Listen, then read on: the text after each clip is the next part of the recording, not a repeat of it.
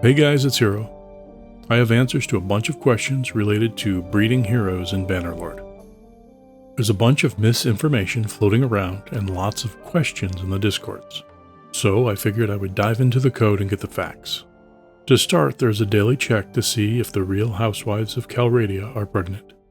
So some things are obvious, like the hero is a female, birth and death is enabled, the hero is alive and she's old enough, and new information to me, the hero is not in a rebel clan.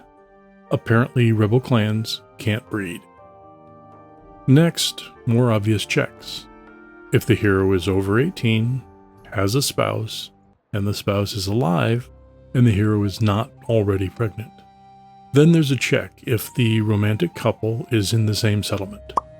If all of those conditions are met, then there's a random check to see if she gets pregnant. For NPCs that are not part of the player's clan, they don't actually have to be in the same settlement for her to get pregnant. So as long as the two of you are in the same settlement before that event triggers, you get the random check. Another interesting fact, if you and your spouse are both in the same prison, or prisoners in a party or parties that are in the same settlement during the time of that daily tick, technically it counts as being in the same settlement and the check is made. There are factors that determine the chance of pregnancy. The number of children you currently have is one factor. The more children you have, the lower the chance of having more. The age factor. The older you are, the lower the chance of getting pregnant. A woman in Bannerlord can only have children between the ages of 18 and 45. The virile perk is a factor. If either of the parents have the perk, you get the benefit, but it doesn't stack if both parents have it. Those factors are used if the player is one of the parents. If two NPCs are the parents, there are other factors like clan tier and clan lord count that come into play. I made a spreadsheet with a calculator on it. I'll add it to the discords. A couple of examples. If she is 45 years old and has no kids and no perk, she has a 1.4% chance of getting pregnant.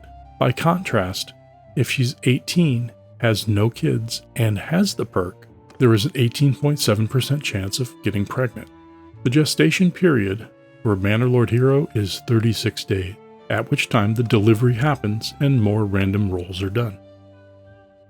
First, we check to see if there are twins. There's a 3% chance that'll happen.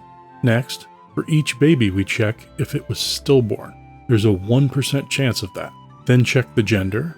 There's a 51% chance it's a female.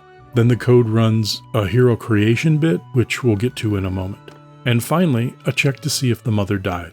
If the player is the mother, you won't die in childbirth. Otherwise, there's a 1.5% chance that the mother will die. Now we get to the creation of a new hero phase.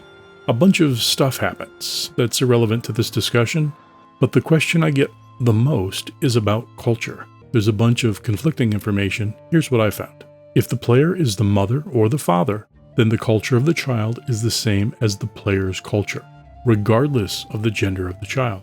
If both parents are NPCs, then there's a coin toss for which culture the child takes. Again, regardless of the gender of the child.